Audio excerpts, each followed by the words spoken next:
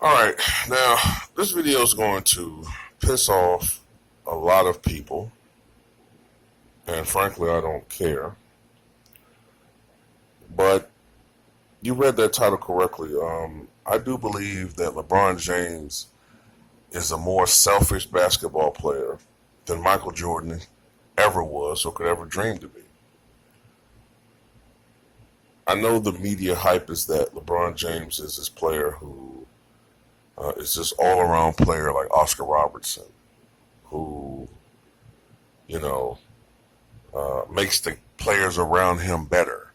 And unlike Jordan, he didn't need a secondary Hall of Famer to push his team over the top, which is fucking laughable, and so on and so forth. And yeah, I get it. You know, Michael Jordan shot the ball a lot in his career. Um, he had the 50-point games. LeBron James, as of right now, has 11 career regular season 50-point games, including the playoffs. That number goes up, I think, to 12. Had his first 50-point game in the playoffs and the finals last year. Uh, the 11 regular season 50-point games for LeBron averages out to a 50-point game once every 105 games in his career. So it's something that he doesn't do very often. Probably because LeBron James is too busy chasing rebound and assist stats to just focus mainly on the scoring. Kobe Bryant had 24 career 50-point games, including the playoffs. It's 25, but 24 regular season 50-point games averages out to about one 50-point game every 54 games for Kobe. And Michael Jordan had 31 career regular season 50-point games, including the playoffs. He had a record 8 in the playoffs. That's 39 altogether in his career. The 31 50-point games in his career averages out to one every 35 games. He especially he did a lot of his 50-point games before the first retirement. Um, During the second retirement, there were a lot of games where Michael could have scored 50, but the Bulls were up by so much he often didn't play in the fourth quarter,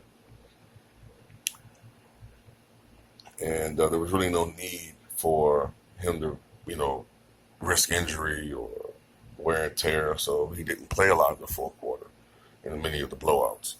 But the reason why I say LeBron James is more selfish than Michael is because at this stage of his career, Michael Jordan was no longer, at this stage that LeBron James is 33 going on 34 years old, Jordan was no longer really concerned about statistics. He was chasing championships. And that's all he really was concerned about. LeBron James, to me, it's flipped. It's like he cares about winning championships. He would like to win another one. But I think at this stage, he's chasing stats. I think he's concerned about passing Kobe, passing Michael. Shortly, he will pass Wilt Chamberlain. And ultimately, I think his goal is surpassing Kareem Abdul-Jabbar. I think he's only concerned about numbers. You know what I mean? I think he wants to finish his career as the all-time leading scorer. I think he wants over 10,000 rebounds. I think he wants over 10,000 assists. I don't know if he'll get to those numbers in the other categories, but I think that's what he wants. He wants that ultimate triple-double for his career. That's what I think he's looking for. He wants his numbers to back up that he's the best player of all time. When numbers don't mean everything. Numbers tell part of the story, but they don't tell everything. Emmitt Smith's the all-time leading rusher in NFL history, but even die-hard Cowboy fans will say that Emmitt Smith's not the greatest running back of all time. Kareem's the all-time leading scorer. Only a small percentage of fans believe that he's the greatest player of all time.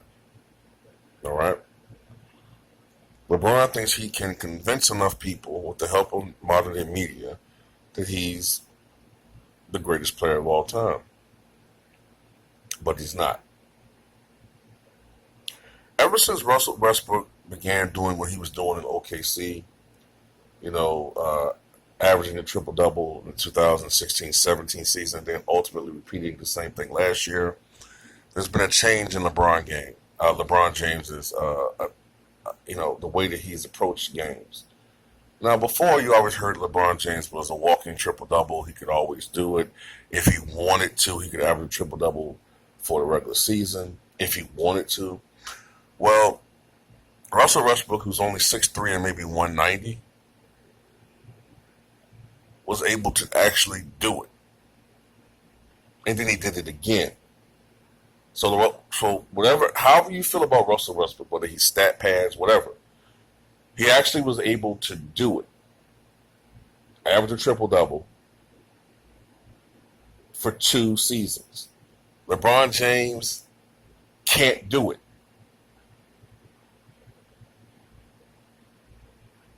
He can't. He's tried to. You've seen a serious uptick in the amount of triple doubles that he has attained, but he can't physically do it. In fact, he can't even average a double-double, which for the life of me, I don't understand how he's not able to do that. How is LeBron not able to average during a regular season 26 and 10 or 26 and 11 to go along with 6 or 7 assists? Larry Bird, who wasn't even a quarter of the athlete LeBron James was in his prime, was able to average a double-double for his career. 24 points, 10 rebounds, and 6 assists. And he did this as a small forward, which isn't exactly in the front court. All right? He was able to do this as a small forward with Robert Parrish and Kevin McHale playing center and power forward. He was still able to average a double-double. But the supposed king, the supposed greatest small forward ever, and in some people's eyes, the greatest player of all time, cannot do it.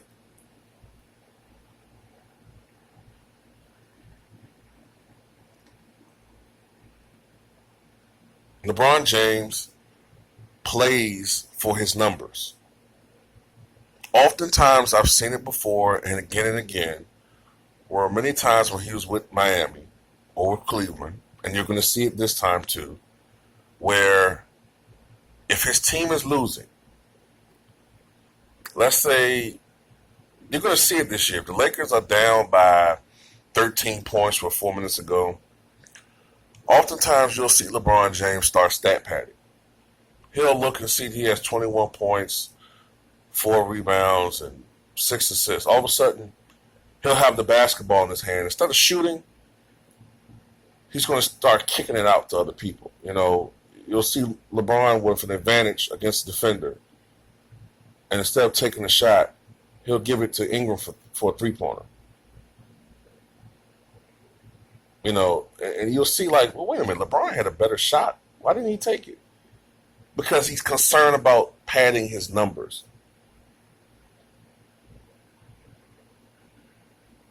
Or he'll stop playing defense and be more concerned about grabbing defensive rebounds to pad his rebounding numbers. You'll see this time and time again, and all of a sudden, LeBron has 23 points, 8 rebounds, 8 assists. And you look at the stats, and you're like, well, damn, LeBron did what he had to do.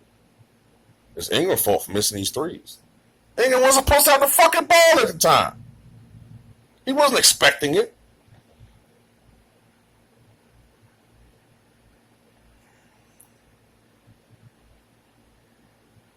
But that's what LeBron James is now, man. He's chasing his numbers. Now, I'm not saying that LeBron James isn't a great player, man, but the truth is the truth, man. He's not this high impact guy, this godly player that the media make him out to be, man. He's great, but he's not the type of player that, first of all, he's not the player that he was in Miami. He's not the same player. I'm convinced now that LeBron James is slowly on the downside of his career. And he really, in my opinion, is playing in a situation where I think he's more concerned about where he ranks historically. And in his mind, him passing people like Wilt Chamberlain or, Kobe, Jordan, Karl Malone, that's more important. Or when it comes to assists, whether eventually he might pass somebody like Isaiah Thomas or what have you, even though he's played in 400 more games. That's not important, but, I guess most people, but that's where it is with him. He wants to pass people statistically. Now, people might say, well, how is Michael Jordan not selfish? Well, the guy's all-time leading scorer on a per-game basis. How is he not, a selfish guy? Well, you can make the argument that earlier on in his career, Jordan might have played for numbers a little bit, but not once he reached the mountaintop and wanted to get there over and over and over again when he became a champion. 30 times in his career, almost 30 times in his career, Michael Jordan scored between 47 and 49 points, excuse me. Almost 30 times in his career, he scored between 47 and 49 points. So, I can't say in every situation he had a chance to go for 50. It might be a situation where he iced some free throws with 2 seconds left and the team didn't even have the ball. But let's just say for the majority of those times, in those 30 games, he could have went for 50. There were numerous times in my mind where I remember thinking as a Bull fan, come on, Mike, go for 50. Come on, Mike. I mean, you've been balling, man. You've been killing Stackhouse. Go for 50. You're killing the Clippers. Go for 50. You're killing Steve Smith. Go for 50. But he would stop shooting or he would take himself out because the game's over. The Bulls are up by 13 and it's 2 minutes to go. It's over. I don't need to prove a point by scoring 50 points. I've done it by scoring 47. But as a fan, you're like, damn, Mike, go for 50. Yeah, he had the 31 career 50-point games. 39 when you include the playoffs. But he could have easily more than doubled that. He could have at least had another 15 50-point games. Shit, he had 10 49-point games. He had 10 of them. 10 of them in his career. So I know I'm talking about. He could have been like a modern-day player where all he cares about is his numbers. But he doesn't. If Michael Jordan cared about his numbers, if he was stat crazy like LeBron, he would have never retired. Especially the second time. If he never retired, he would have blew a Kareem Abdul-Jabbar out the water when it comes to scoring. He would have well over 40,000 career points. He'd be the all-time leader in so many different categories. But it wasn't about numbers with Michael Jordan. He's not some selfish guy who shoots the ball all the time, no matter what Colin Cowherd will tell you. Michael Jordan was what he called himself, a utility man. Yes, he was known for his scoring. That's probably what he did best outside of defense, which is actually an underrated part of his game nowadays. Not when he was playing, but now it's very underrated. But Jordan could do it all. He was a good rebounder for his position and size. He was an underrated passer, Hall of Fame defensive player, Hall of Fame scorer, high basketball IQ, and the most competitive athlete I've ever seen in my lifetime. It was the intangibles that made Michael Jordan great, not just from shooting or scoring points. That was,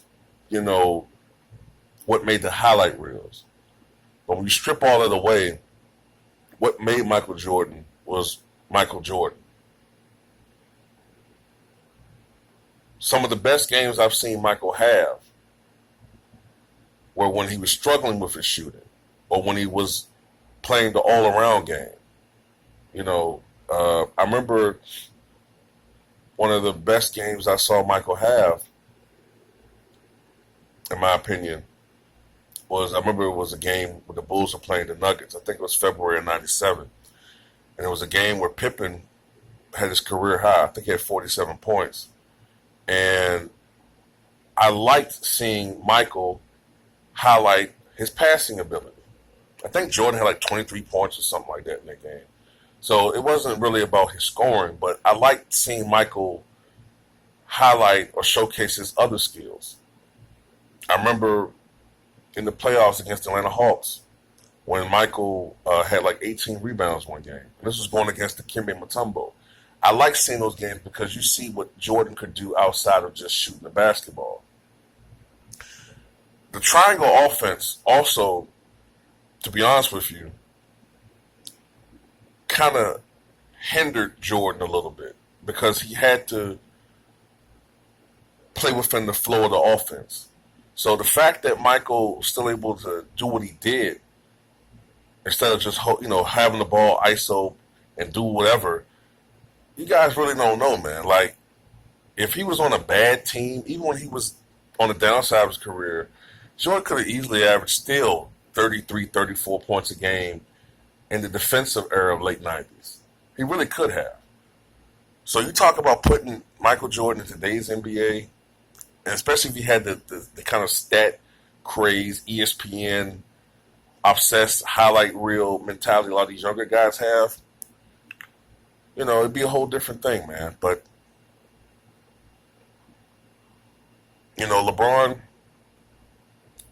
is LeBron, and he can accumulate all the numbers he wants to in his career, grab all of the rebounds, and, have all of the cheerleaders in the media. But real basketball fans know that not only is he not greater than Michael Jordan, and never will be, I don't think he's greater than Kareem. Well, I don't understand how he gets leapfrogged so many people, and he's not greater than Wilt Chamberlain. And I'm beginning to second guess myself about putting him ahead of Magic and Larry Bird.